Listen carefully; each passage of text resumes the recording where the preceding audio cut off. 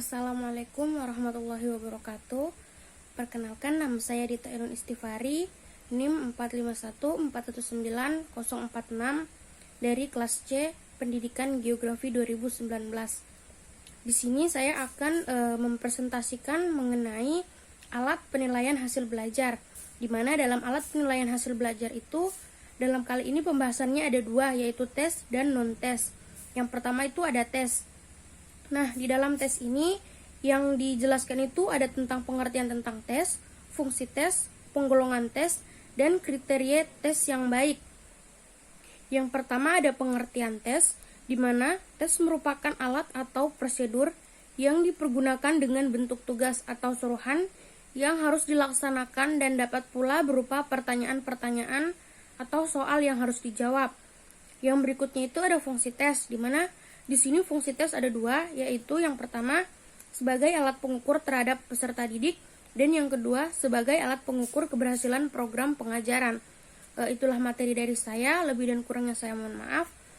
Untuk materi berikutnya akan dilanjutkan oleh pemateri kedua.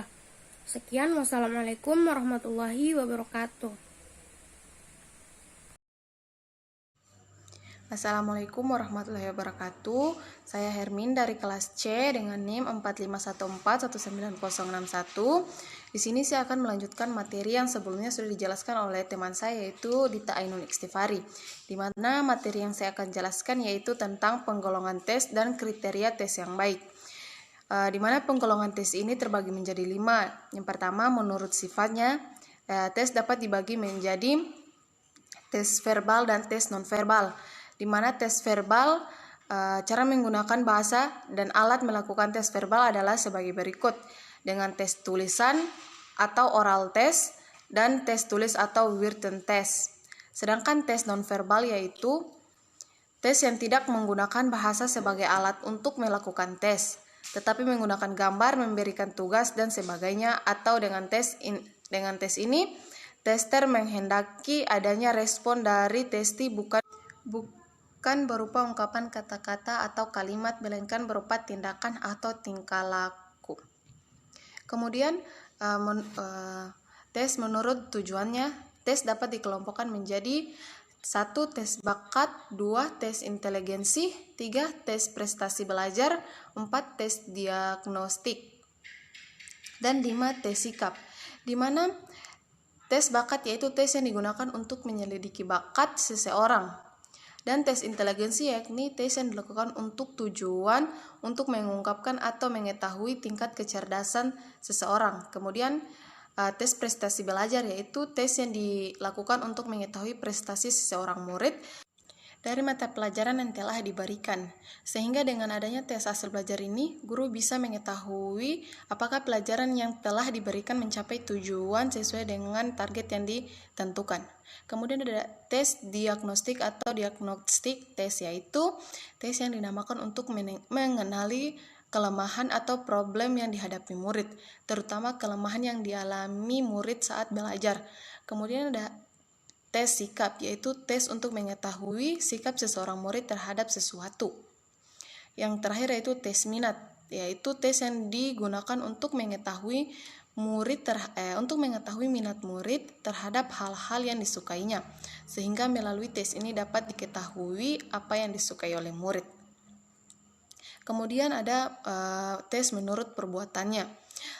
Tes ini dapat dikelompokkan menjadi 2, yaitu yang pertama ada tes standar, di mana tes standar atau tes yang dibakukan mengandung prosedur yang seragam untuk menentukan nilai dan administrasinya. Tes standar ini bisa membandingkan kemampuan murid dengan murid yang lain pada usia atau level yang sama.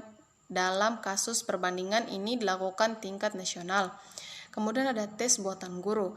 Tes buatan guru cenderung difokuskan pada tujuan instruksional dan kelas tertentu. Kemudian tes menurut bentuk soalnya. Tes ini dikelompokkan menjadi 2, yaitu tes uraian dan tes objektif. Di mana tes uraian yaitu tes yang bentuk soalnya sedemikian rupa sehingga memberi kesempatan kepada murid untuk menjawab secara bebas dengan uraian. Kemudian ada tes objektif, yaitu tes yang banyak soalnya sedemikian rupa sehingga memberi kesempatan kepada murid untuk menjawab secara bebas dengan uraian. Kemudian ditinjau dari objektif yang dites. Maka tes dikelompokkan menjadi tes individual dan tes kelompok. Tes individual yaitu tes yang akan pelaksanaannya memerlukan waktu yang cukup panjang, sedangkan tes kelompok yaitu tes yang dilakukan terhadap beberapa murid dalam waktu yang sama.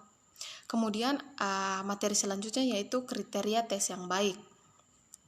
Kriteria tes yang baik ini terbagi menjadi 5. Yang pertama ada relevan, kedua ada spesifik, ketiga ada representatif, yang keempat ada seimbang, dan yang kelima yaitu valid.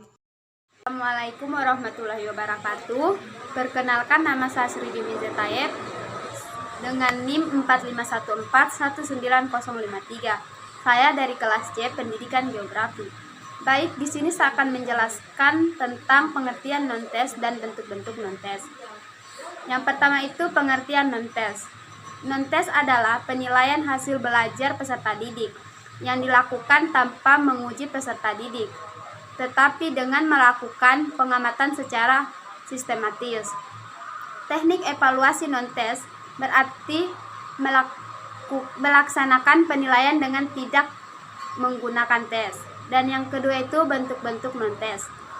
Yang pertama ada observasi, wawancara, angket, daftar cek atau checklist, dan yang terakhir itu studi kasus. Sekian dari saya, lebih dan kurangnya saya mohon maaf. Wabillahi taufiq wal hidayah. Wassalamualaikum warahmatullahi wabarakatuh.